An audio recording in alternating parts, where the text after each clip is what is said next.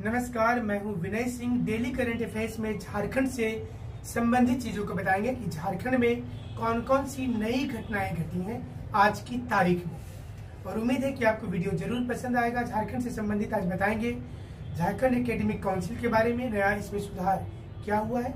साथ में झारखंड की सब्जी वर्ल्ड की मार्केट में कैसे पहुंचेगी और कौन कौन सी सब्जी को झारखंड सरकार ने चुना है। बैंक ऑफ बड़ौदा और एसबीआई को झारखंड में नई जिम्मेवारी क्या मिली है। झारखंड ग्रामीण बैंक और झारखंड वनांचल बैंक क्या दोनों मर्ज हो गया है, तो दोनों के मर्ज होने के कौन कौन से कारण है। दल बदल कानून में नया कौन से रूल आ गया झारखंड में। झारखंड में दल बदल को इतना ज्यादा तवज्जो क्यों दिया जा रहा है। हार्वर्ड यूनिवर्सिटी ने टाटा ट्रस्ट के साथ मिलकर एक सर्वे किया झारखंड में, और इस सर्वे में सबसे ज्यादा कुपोषित बच्चे कहाँ हैं ये भी बताएंगे, झारखंड के किस डिस्ट्रिक्ट में है। तो सारी चीजों पर हमारी बातचीत आज आपके साथ में होगी। सबसे पहले बात की शुरुआत करेंगे। झारखंड में सब्जी का उत्पादन बहुत ज्यादा होता है और इसकी सब्जी विदेशों में भी बेची जा सकती है। हम इसके पहले की पूरी खबर बताएं, आपको बता दें स्पेशल इकोनॉमिक जोन बनाया गया है एसीजेड, जिसमें हर डिस्ट्रिक्ट के हेडक्वार्टर को जो नियरेस्ट पोर्ट है उसके साथ में जोड़ दिया गया है। और जो नियरेस्ट पोर्ट है उसके साथ जोड़ने के बाद ये तय किया गया है कि वहां से अब सब्जी का उत्पादन जो होगा वो बेहतर हो सकता है। तो हम आपको ये भी जानकारी दे दें कि जो सब्जी की उत्पादन की हम बात कर रहे हैं, अभी तक भिंडी को पूरे विदेश में झारखंड से बेचा जाता था और इससे बहुत ज्यादा जब इनकम आने लगा तो अब झारखंड सरकार ने तय किया है कि भिंडी के बाद लौकी यानी कि कद्दू भी अब विदेश जाएगा झारखंड से। कुंदरू की जो सब्जी होगी वो भी जाएगा, और सहजन जो होता है, सहजन का जिसको डाटा सब्जी भी आप कहते हैं, ये भी विदेश चली जाएगी। इससे झारखंड के किसानों का इनकम बढ़ेगा और उनकी जो दैनिक इनकम होगी वो भी बढ़ जाएगी। किसानों को सिर्फ ये करना है कि स्पेशल इकोनॉमिक जोन में जाकर के अपना नाम रजिस्टर करवा देना है। जो टमाटर और जो आलू, जो बैगन उनकी नहीं बिक पाते हैं, जिनका रेट कम हो जाता है, उसे वो ले जाकर के उस स्टोर में जमा कर देंगे और वहां से वह सब्जी फिर सीधा चला जाएगा नियरेस्ट पोर्ट में। और वर्ल्ड मार्केट में जहां जहां से डिमांड होगा, चाहे वो डिमांड जर्मनी से हो, अमेरिका से हो या फिर स्विट्जरलैंड से हो, वहां ज्यादा दाम मिलता है इसका और इससे किसानों की आमदनी बढ़ेगी। झारखंड सरकार के द्वारा शुरू किया गया ये एक बेहतर योजना मानी जा सकती है। दूसरी खबर बताएंगे दल बदल कानून को लेकर। झारखंड में दल बदल कानून विवाद में है। अब हम आपको बता दें कि झारखंड विकास मोर्चा जब चुनाव जीत गया था तो उसके अधिकांश मेंबर भारतीय जनता पार्टी में शामिल हो गए।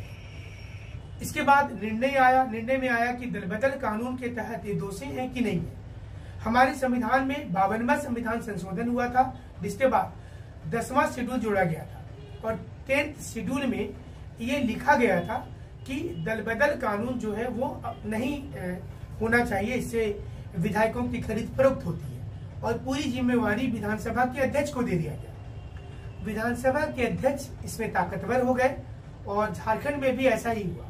अब विधानसभा के अध्यक्ष जो है वो तय करेंगे कि झारखंड में दल बदल हुआ है कि नहीं हुआ है। उन्होंने बोल दिया नहीं हुआ है।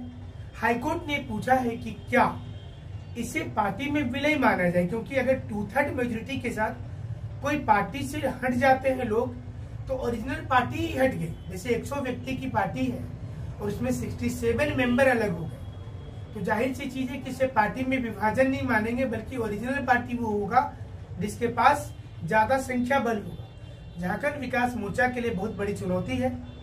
बाबूलाल मरंडी जी झारखंड के पहले मुख्यमंत्री रहे हैं। भारतीय जनता पार्टी से गहरी पैठ थी इनकी, लेकिन बाद में बीजेपी के समतुल्य उन्होंने जेवीएम को खड़ा किया। अब जेवीएम खुद एक पहचान के लिए परेशान है। उनके विधायक जीतते तो हैं, लेकिन जीतने के बाद वो किसी न किसी पार्टी में चले जाते हैं। जेवीएम सुप्रीमो बाबूलाल मरंडी के लिए सबसे बड़ी चुनौती इस समय में यही होगी कि इस बार जो चुनाव होगा, चाहे लोकसभा का हो चाहे विधानसभा का हो, उनके साथ जीतने वाले कैंडिडेट कम से कम उनके साथ बने रहे। नहीं तो अक्सर ऐसा होता है कि उनके साथ कैंडिडेट रहते तो हैं, जीतने के बाद वो उनके विरोधी खेमे में जाकर के योगदान दे देते हैं।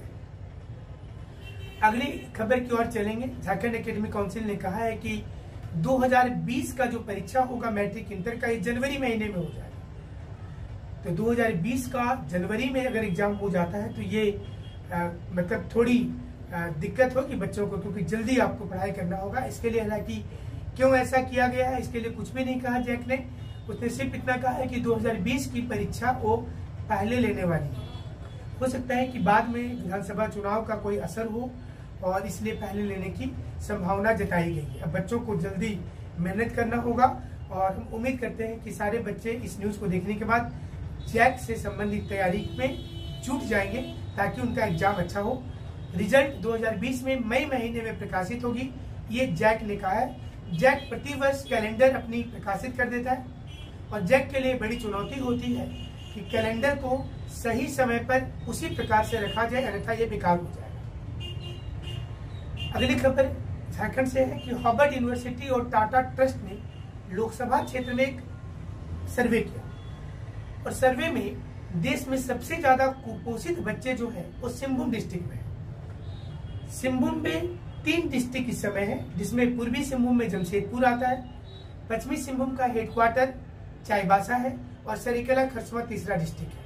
तथा सबसे कम वजन वाले बच्चे जो है ये जमशेदपुर लोकसभा में है। ये सबसे डेवलप एरिया है पूरे झारखंड का और ये एक चौंकाने वाला सर्वे है कि इसके जो ग्रामीण क्षेत्र है, कई ग्रामीण क्षेत्र में हम स्वयं गए थे पहाड़िया जनजाति के गाँवों में, और वहां जाने पर पता चला कि जो सरकार की योजनाएं हैं वहां तक नहीं पहुंचती है।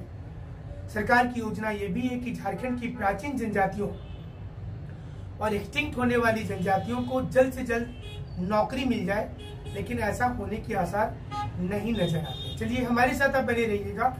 झारखंड की प्रतिदिन की खबर आपको सिर्फ यहाँ मिलेगी ताकि आप घर बैठे बैठे सारी चीजों को जान सके, बिना किसी ऐप से, बिना किसी चार्ज दिए हुए। सिर्फ झारखंड अब तक न्यूज के साथ और विनय जाइए एकेडमी के साथ हमसे जुड़ने के लिए बहुत बहुत शुक्रिया, धन्यवाद।